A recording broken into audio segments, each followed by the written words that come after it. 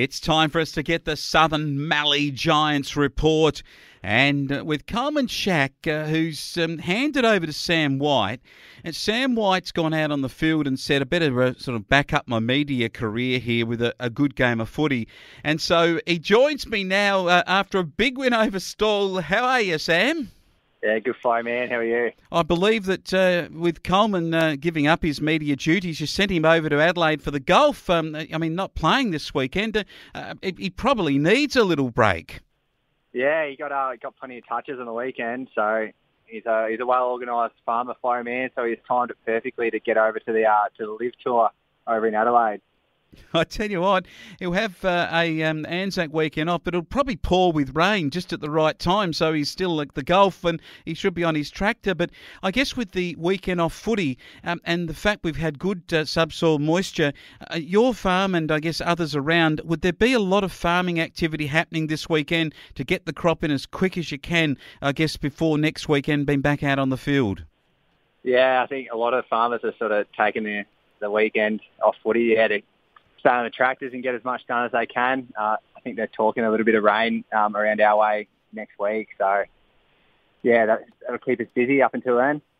Well, but keep you busy and keep Coleman busy if he can find his way back from South Australia, and his golf swing will be much improved out on the Hopetoun course, that's for sure. But Sam, the win last week, it was a great start. They touched you up last year, I think, if I remember, and what that must have sent a real sense of steel through the squad, because you came out and absolutely handled them in no uncertain terms with 9 unanswered goals in the second half.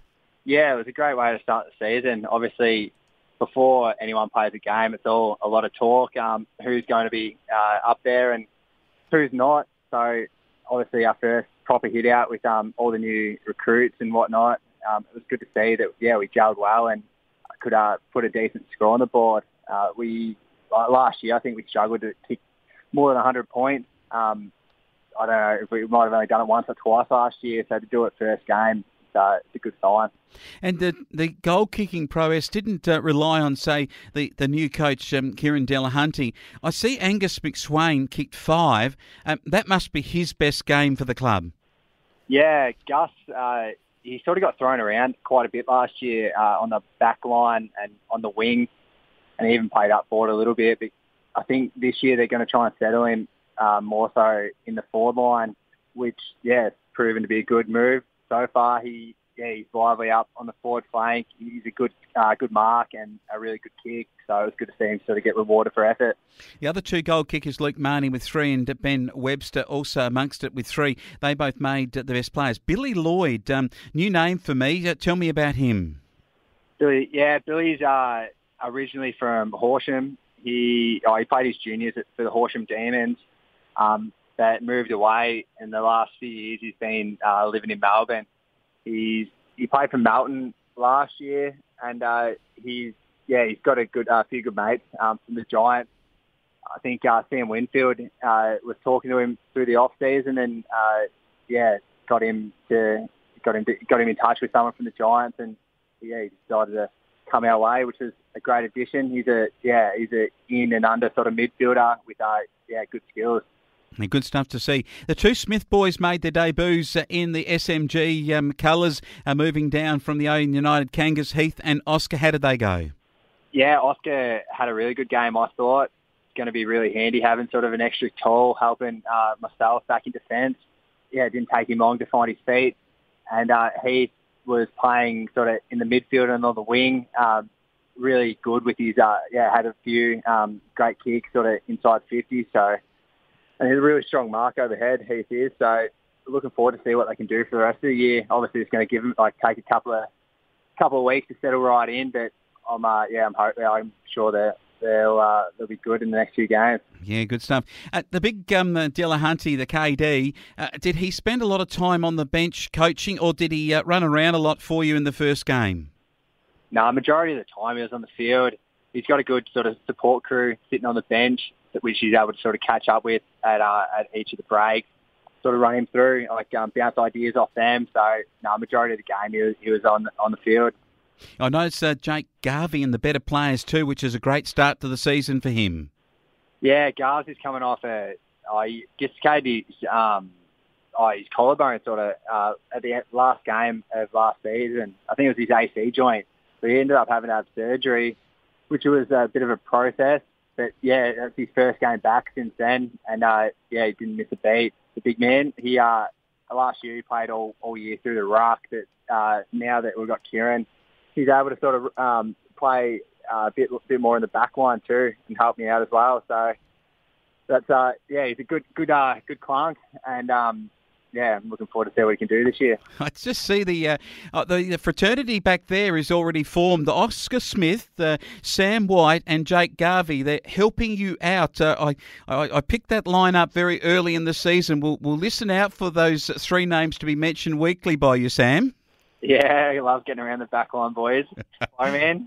Good on you. I could just unsung hero. I can just picking it. They're just never in the best players, but really between the three of you saying it after the game as you walk off, I think we should be in the best players, but we won't be. But that sort of thing could come out as the season gets going. But what a weekend of football it was. What about the reserve grade? It was a time for your blokes to come out, and obviously it's going to be, your depth may not be there as much as some of the other power clubs in the league, and Stawell certainly have some depth at this level. But your blokes kicked 5-9-39 and only went down by just a goal, and probably had their chances when Stawell kicked 7-2-44. So more scoring shots, but not the points.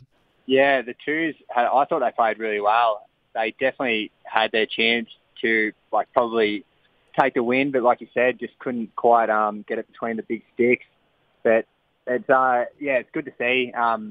There's a few people that were probably unlucky to be playing seniors that probably would in other years. Like Braden Carra, he's done a full sort of pre-season and was probably unlucky not to get a game, but he played really well in the twos, and there's a few others like him that sort of helped him throughout the day. But yeah, like I said, just quite. They had their chances to win. They just couldn't quite get there. They did. Jonty Bellinger took a clunk, and he made the most of it. He's going to need to kick those ones through the big uprights. Ben McGee has a lot of snapshots and needs to make them. Dalton Roberts is a good player too. Mike Saunders and Tim McCormack were amongst the other goal kickers, and Dylan Marshman, very good. Matt Bellinger in the middle, very, very talented footballer. Harry McLean and Daniel Garner also assisting in the better players. And disappointing to not have 17s to read out, but not too far away with some good kids in that age group coming up into the reserve grade. But going to the look at the 14 boys, and it was a really interesting outing for them because they did come out against a pretty good side in Stawell. Stawell have got a lot of depth, but that 9-11-65 to 5 points. But I want to make the point here that the mercy didn't really come into play because your boys got right through to the final quarter. Yeah, obviously Stawell are quite a good team. They've got a few more numbers than they are the Giants lads. But as always, the 14s, they showed up. They tried really hard and fought through right to the last siren, which was a good sign to see.